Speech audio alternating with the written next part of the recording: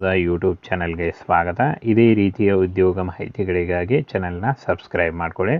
ಹಾಗೆ ಇದುವರೆಗೂ ಯಾರು ನಮ್ಮ ಟೆಲಿಗ್ರಾಮ್ ಮತ್ತು ವಾಟ್ಸಪ್ ಗ್ರೂಪ್ಗಳಿಗೆ ಜಾಯ್ನ್ ಆಗಿಲ್ಲ, ಈಗಲೇ ಜಾಯ್ನ್ ಆಗಿ ಹೆಚ್ಚಿನ ಉದ್ಯೋಗ ಮಾಹಿತಿಗಳಿಗಾಗಿ. ಫ್ರೆಂಡ್ಸ್, ಕರ್ನಾಟಕ ಲೋಕಸೇವಾ ಆಯೋಗದಿಂದ ನೋಡಿ, ಇಲ್ಲಿ Karnataka public service commission, Karnataka ಲೋಕಸೇವಾ ಆಯೋಗದಿಂದ ಹೊಸ ಅಧಿಸೂಚನೆ ಬಿಡುಗಡೆಯಾಗಿದೆ ನೋಡಿ. ಬೋತ್ ಮೇಲ್ ಆ್ಯಂಡ್ ಫಿಮೇಲ್, ಪುರುಷ ಮತ್ತು ಮಹಿಳಾ ಅಭ್ಯರ್ಥಿಗಳು ಇಬ್ಬರು ಅರ್ಜಿಗಳನ್ನು ಸಲ್ಲಿಸಬಹುದು. ಹಾಗೆ ಕರ್ನಾಟಕದ ಯಾವುದೇ ಡಿಸ್ಟಿಕ್ಕಿಂದ ಕೂಡ ನೀವು ಈ ಒಂದು ಹುದ್ದೆಗಳಿಗೆ ಅರ್ಜಿಗಳನ್ನು ಸಲ್ಲಿಸಬಹುದಾಗಿರುತ್ತೆ. ಬನ್ನಿ ಇದರ ಬಗ್ಗೆ, ಅಂದರೆ ವಾರ್ಡನ್ ಹುದ್ದೆಗಳಿಗೆ ನೇಮಕಾತಿ ನಡೀತಾ ಇದೆ ನೋಡಿ. ವಾರ್ಡನ್ ಹುದ್ದೆಗಳಿಗೆ ನೇಮಕಾತಿ ಇರುತ್ತೆ. ಬನ್ನಿ ಇದರ ಬಗ್ಗೆ ಒಂದೊಂದಾಗಿ ಮಾಹಿತಿಯನ್ನು ತಿಳಿಸ್ಕೊಡ್ತೀನಿ. ಕರ್ನಾಟಕ ಹಿಂದುಳಿದ ವರ್ಗಗಳ ಕಲ್ಯಾಣ ಇಲಾಖೆ, ಸಮಾಜ ಕಲ್ಯಾಣ ಇಲಾಖೆಯಲ್ಲಿ ಖಾಲಿ ಇರತಕ್ಕಂಥ 825 ಹಾಸ್ಟೆಲ್ ವಾರ್ಡನ್ ಉದ್ಯೋಗಗಳಿಗೆ ನೇಮಕಾತಿಯ ಹೊಸ ಅಧಿಸೂಚನೆ ಆಗಿರುತ್ತೆ ನೋಡಿ. ಬೋತ್ ಮೇಲ್ ಆ್ಯಂಡ್ ಫಿಮೇಲ್, ಪುರುಷ ಮತ್ತು ಮಹಿಳಾ ಅಭ್ಯರ್ಥಿಗಳು ಇಬ್ಬರು ಅರ್ಜಿಗಳನ್ನು ಸಲ್ಲಿಸಬಹುದು. ಇನ್ನು ಈ ಒಂದು ಹುದ್ದೆಗಳಿಗೆ ಸಂಬಂಧಪಟ್ಟಂತೆ ಹಿಂದುಳಿದ ವರ್ಗಗಳ ಕಲ್ಯಾಣ ಇಲಾಖೆಯ ವಾರ್ಡನ್ ಹುದ್ದೆಗಳು ಸೇರಿದಂತೆ ಒಟ್ಟು 825 ಹುದ್ದೆಗಳು ಖಾಲಿ ಇದೆ ಅಂತ ಹೇಳಿದ್ದಾರೆ ನೋಡಿ. ಇನ್ನು ಫ್ರೆಂಡ್ಸ್, ಈ ಒಂದು ಹುದ್ದೆಗಳಿಗೆ ಅಫಿಷಿಯಲ್ ವೆಬ್ಸೈಟ್ಗೆ ಹೋಗಿ ನೀವು ಅರ್ಜಿಗಳನ್ನು ಸಲ್ಲಿಸಬಹುದು. ಹಿಂದುಳಿದ ವರ್ಗಗಳ ಕಲ್ಯಾಣ ಇಲಾಖೆಯಲ್ಲಿ ನೇಮಕಾತಿ ಇರುತ್ತೆ. ಹುದ್ದೆಗಳ ವಿವರ, ವಿದ್ಯಾರ್ಹತೆ, ವಯೋಮಿತಿ, ಅನುಭವ, ವೇತನ ಶ್ರೇಣಿ, ಆಯ್ಕೆ ವಿಧಾನ, ಇದರ ಬಗ್ಗೆ ಸಂಪೂರ್ಣ ಮಾಹಿತಿ ವಿಡಿಯೋದಲ್ಲಿ ಇರುತ್ತೆ ನೋಡಿ. ಹಿಂದುಳಿದ ವರ್ಗಗಳ ಕಲ್ಯಾಣ ಇಲಾಖೆಯಿಂದ ನೇಮಕಾತಿಯಾಗಿರುತ್ತೆ.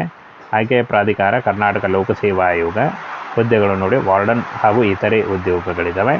ಇನ್ನು ಫ್ರೆಂಡ್ಸ್, ಈ ಒಂದು ಹುದ್ದೆಗಳಿಗೆ ಅರ್ಜಿ ಸಲ್ಲಿಸುವಂಥ ಅಭ್ಯರ್ಥಿಗಳಿಗೆ 825 ಹುದ್ದೆಗಳಿದ್ದಾವೆ ನೋಡಿ.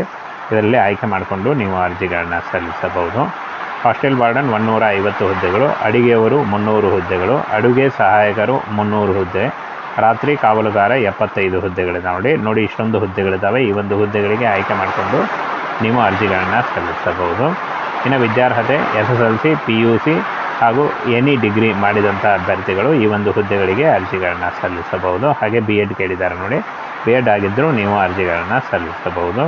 ಇನ್ನು ವಯೋಮಿತಿಯನ್ನು ನೋಡೋದಾದರೆ 18ರಿಂದ 35 ವರ್ಷ, OBC ಅಭ್ಯರ್ಥಿಗಳಿಗೆ 3 ವರ್ಷ ಮತ್ತು SC/ST ಅಭ್ಯರ್ಥಿಗಳಿಗೆ 5 ವರ್ಷಗಳ ವಯೋಮಿತಿ ಸಡಿಲಿಕೆ ಕೂಡ ಇರುತ್ತೆ ನೋಡಿ. ಆದಷ್ಟು ನಿಮ್ಮ ವಯಸ್ಸನ್ನು ಲೆಕ್ಕಾಚಾರ ಮಾಡಿಕೊಂಡು ನೀವು ಅರ್ಜಿಗಳನ್ನು ಸಲ್ಲಿಸಬಹುದು. ಪರಿಶಿಷ್ಟ ಜಾತಿ, ಪರಿಶಿಷ್ಟ ಪಂಗಡ ಒಂದು ಅಭ್ಯರ್ಥಿಗಳಿಗೆ 5 ವರ್ಷಗಳ ವಯೋಮಿತಿ ಸಡಿಲಿಕೆ ಇದ್ದರೆ, 2A 2B ಮತ್ತು 3A 3B ಅಭ್ಯರ್ಥಿಗಳಿಗೆ 3 ವರ್ಷ ಇರುತ್ತೆ. ವಿಕಲಚೇತನ ಅಭ್ಯರ್ಥಿಗಳಿಗೆ 10 ವರ್ಷಗಳ ವಯೋಮಿತಿ ಸಡಿಲಿಕೆ ಕೂಡ ಇರುತ್ತೆ ನೋಡಿ. ವೇತನ ಶ್ರೇಣಿ 30,000ದಿಂದ 60,000ವರೆಗೆ ಪರ್ ಮಂತ್ ಸ್ಯಾಲ್ರಿ ಆಗಿರುತ್ತೆ ನೋಡಿ. ಇದು ಜಾಸ್ತಿ ಕೂಡ ಆಗ್ತಾ ಹೋಗುತ್ತೆ. ಇನ್ನು ಆಯ್ಕೆ ವಿಧಾನವನ್ನು ನೋಡೋದಾದರೆ ಸ್ಪರ್ಧಾತ್ಮಕ ಪರೀಕ್ಷೆಯಲ್ಲಿ ಪಡೆದಿರುವ ಅಂಕಗಳ ಮೂಲಕ ಆಯ್ಕೆಯನ್ನು ಮಾಡಿಕೊಳ್ಳಲಾಗುತ್ತೆ ಅಂತ ಹೇಳಿದ್ದಾರೆ. ಇನ್ನು ಅರ್ಜಿ ಸಲ್ಲಿಕೆ ಈ ಒಂದು ಅಫಿಷಿಯಲ್ ವೆಬ್ಸೈಟಿಗೆ ಹೋಗಿ ನೀವು ಅರ್ಜಿಗಳನ್ನು ಸಲ್ಲಿಸಬಹುದಾಗಿರುತ್ತೆ. ಇನ್ನೇನು ಕೆಲವೇ ದಿನಗಳಲ್ಲಿ ಈ ಒಂದು ಹುದ್ದೆಗಳಿಗೆ ಅರ್ಜಿ ಸಲ್ಲಿಕೆ ಶುರುವಾಗುತ್ತೆ.